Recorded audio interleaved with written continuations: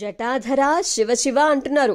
Mobile masala వారి మూడు ముక్కలో చెప్పాలంటేలో సుధీర్ బాబు గారు నటించినటువంటి జటాధర మూవీ ఎలా ఉందో తెలుసుకుందాం. ముందుగా మొదటి మాట, నిధులు దానికి రక్షణగా ఉండేటువంటి పిశాచి బంధాల నేపథ్యాలతో ఉత్తరాదిలోను దక్షిణాదిలోను బోల్డనే సినిమాని చూడడం జరిగింది.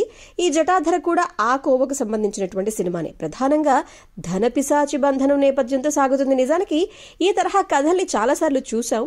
వాటిని తెరపై ఆవిష్కరించేటువంటి తీరు చాలా ఇంట్రెస్టింగ్ గా ఉండి ప్రేక్షకుల్ని కాస్త భయపెట్టి థ్రిల్ పంచగలిగాయి అంటే గనక బాక్స్ ఆఫీస్ బరిలో కాసులు వర్షం కురిపిస్తాయి.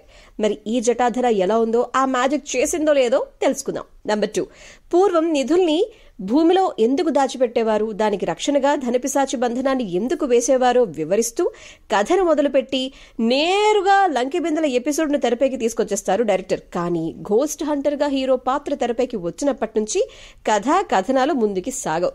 దీనికి తోడు హీరో హీరోయిన్లు లవ్ ట్రాక్ ఒక స్పీడ్ బ్రేకర్ అని చెప్పాలి.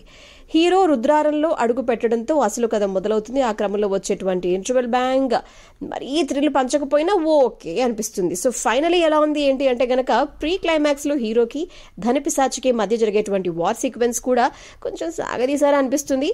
ఒక రొటీన్ క్లైమాక్స్ తో ఈ కథను మమ అనిపించి సెకండ్ పార్టీకి బాటలు వేశారనమాట. సో సుధీర్ బాబు గారి పర్ఫార్మెన్స్ సెకండ్ హాఫ్ లోని కొన్ని థ్రిల్లింగ్ మూమెంట్స్ అయితే గనక సినిమాకి హైలైట్ అని చెప్పాలి. అరుణాచలం గుడి దాని ప్రాముఖ్యత నేపథ్యంలో వచ్చేటువంటి సన్నివేశాలు కూడా ఆకట్టుకుంటాయని చెప్పాలి.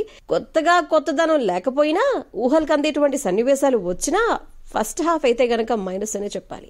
మొత్తానికి Jatadhara Shiva Shiva. RJ Sunitha rating 1 star.